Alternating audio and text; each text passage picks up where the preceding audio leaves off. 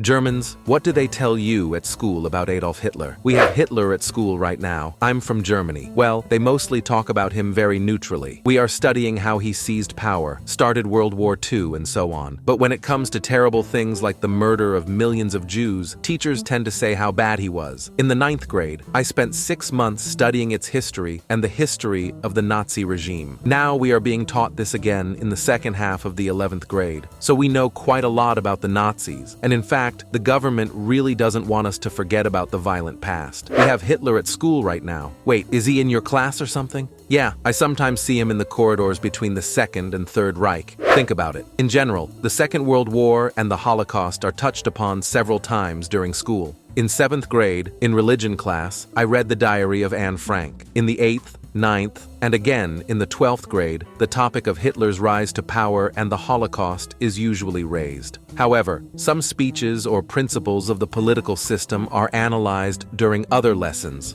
not just history. This is about the principle of learning. Now I'll tell you exactly what they teach us. In elementary school, they tell you how bad Hitler and the Nazis were, how many people died because of them, and what the Holocaust is. Then, they tell you how Nazism affected Jews on an individual level, the diary of Anne Frank. Next, you will learn how the Nazis came to power, why the Germans voted for them, and how propaganda worked. And in the end, you begin to analyze the conditions that forced ordinary people to become murderers or fanatical soldiers of the Third Reich. As you can see, it all starts with the usual black and white division. Then you find out why these people came to power, and in the end, you wonder if you could be one of these people and how to prevent this from happening again. Along with this, someone visits concentration camps. I myself was in Buchenwald and Hadamar, where, for example, people with disabilities were killed. Plus, in different lessons, we analyze the art or songs of that period. Well, first, they taught us about the First World War, and then they told us about how Hitler started, about his childhood, how he got into politics, etc. Then World War II and the Holocaust. After that, we went to a concentration camp, which was located near Berlin. And you know, it was really heartbreaking to walk there and see it all. We saw gas chambers, beds, clothes, and numbers that were given to people instead of names. We even met a man who survived a concentration camp. I can't even imagine what he went through. They went out to concentration camps harshly. We were never taken to them. But one day we went to the Valentine bunker, which is next to Bremen. It was also planned to build a submarine production plant there. And there was a prison camp called Saint-Bastel, where workers were held in extremely poor conditions, especially Russians. We were told that they had to eat wood shavings to survive. I'm Austrian, but I think that counts too. Right now, we are going through the Second World War. First, we were told about the First World War and its consequences. Then, about how Hitler gained power and how he became chancellor. Now, we have the topic of Anschluss. We watched a video of one of Hitler's speeches, and next year, we will go on an excursion to Mauthausen to visit the concentration camps in that area. I have read the diary of Anne Frank, but by choice, it does not relate to our school curriculum. Our teacher conducts the lessons quite neutrally, but sometimes, like when we watched a video of Hitler's speech, or when we discussed the deportation of the Jewish people, she focused on how terrible that era of history really was. I think if we had no idea how many people suffered during that time and how many lives the war cost, history would be more likely to repeat itself. We are given detailed structural information without focusing on a specific person, but rather on the system and the reason for the investigative link that leads to Hitler's seizure and consolidation of power. The theme begins with the First World War. It seems to me that if you wake me up at 3 a.m., almost 20 years after I graduated from high school, and ask me why Europe became a powder keg at the beginning of the 20th century, I will immediately mumble militarism, nationalism, and imperialism. Oh, and yes, considering that, it's kind of uncomfortable to think about the United States in this context right now. By the way, the requirements for teaching in the USA may vary. In Germany, if you want to teach history or any other subject, you essentially need the equivalent of an American master's degree in that subject. My history teacher in the 12th grade even had a doctorate in history. I studied at a state school, not in the village. We talked about the war and Hitler, and a couple of my friends talked to me quite openly, extolling the good that Hitler had done for Germany. After the First World War, Germany was in a pretty bad state. They told me about how Hitler appeared on the scene and rebuilt the country, bringing people the opportunity to be proud and rejoice in the new prosperity of the country. They condemned Hitler for his treatment of Jews. But some repeated the old prejudices against the Jewish people that the Germans had before and during the war. At their request, I told them about how my relatives in Japan reacted to the nationalist rhetoric of those times, but now regret that their country has turned to militarism. Just like the Germans who talked about the prosperity of the country and the vanquished poverty after the First World War, my relatives talked about how their lives improved with the new regime, which unfortunately led them to the Second World War and to new misfortunes. Both my German friends and my relatives in Japan accepted and supported their leaders, not imagining the horror of the events that followed. My grandparents, the Austrians, the Holocaust broke them down very harshly because they really sincerely believed that Hitler was doing everything right, propaganda was working properly. Our history classes were held chronologically throughout high school, and by the time the topic of the Second World War began, we had already matured enough to study Hitler and the Second World War. Therefore, the history lessons were really quite neutral, and the teacher emphasized facts and historical references. However, the topic of World War II, Hitler and the atrocities committed by the Nazi regime, came up in other lessons, both in secondary and elementary schools. We read books about that period of history, watched movies, went on excursions, and so on. When this topic came up in those lessons, it was more about all the horrors that the Nazi regime had brought upon itself, about what he meant to the people of that time, both victims and followers of the regime.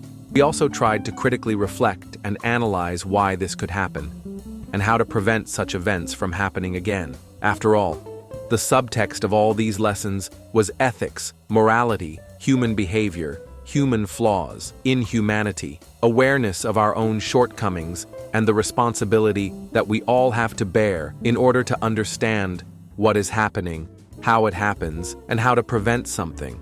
Obviously, all of this was taught and spoken in different ways, depending on what age we were. But it should be understood that Germans usually learn about the Nazi past not in school, but even before it. Something about the war is often shown on TV, on magazine covers, and so on. Plus, some still have elderly relatives who lived at that time. My grandparents were 20 years old during World War II, so I learned something from them. But for me, school kind of brought together all the pieces I know, formed a broader picture, and allowed me to understand a lot. I think most schools in Germany are really doing a good job teaching us the history of our country. I mean, there's a reason why Germans aren't very proud of being Germans, even though we can be proud nowadays. Of course, we were told about concentration camps and other terrible things, and our teacher did it very clearly, with pictures and recordings of speeches, and it really stuck in my head. Of course, all this information was very upsetting, and maybe it was quite harsh to bring down so much negative information on young children. But what I think is really important is that we have learned a lot about how Hitler came to power in the first place, and what went wrong from the very beginning. We also tried to find a connection with what is happening around the world at the moment. All of this made us aware of the time, details, and issues that my friends and I often talk about. In general, despite the fact that Germany has such a bad history, we try not to forget it, and the school is constantly engaged with children in this regard. It's probably not the same everywhere, but it should be that way. In my case,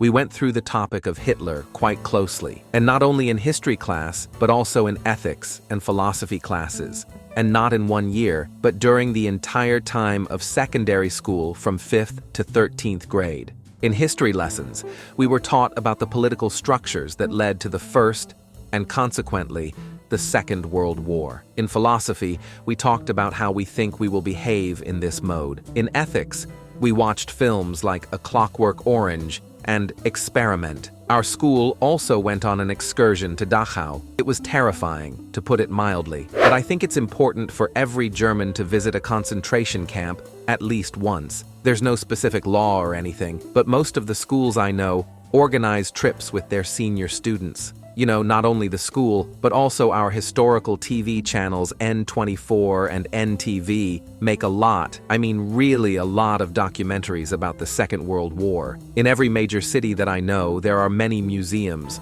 monuments of shame or something, and memorials for opposing people, like the White Rose who fought the Nazi regime. Plus, there are daily reminders that are really important, especially considering that we have a new Nazi party that is gaining more and more power. It's really scary. Like these people haven't learned anything. I would also like to listen to people from other European countries, especially Poles, Czechs, Austrians, Hungarians, and Slovaks. I'm from the Czech Republic. I don't even know what else to add. Our curriculum is almost identical to the German one. They teach us about world warriors, and they tell us about the Hitlers in high school, and then in high school in more detail. And we don't run out of history at this stage. After the war, the Soviet Union forcibly made us its part, and we are also taught about this. This is probably the last thing that is told in high school about history. And of course, this moment is mostly presented in a negative light. I'm from Hungary, and I attended a very liberal Jewish school here. In the lessons, Hitler was viewed fairly objectively. We visited the Holocaust memorials and studied in a building that was literally used to hide Jewish families during the war, which, without additional explanations from the teacher, made us understand what cruelty is. I would not be surprised if modern teachers try to draw similarities between Hitler's means to rise to the top and the dubious means that were used in recent events, like the Trump campaign or the same Brexit. Thanks for watching. Please like, write comments, and watch our videos.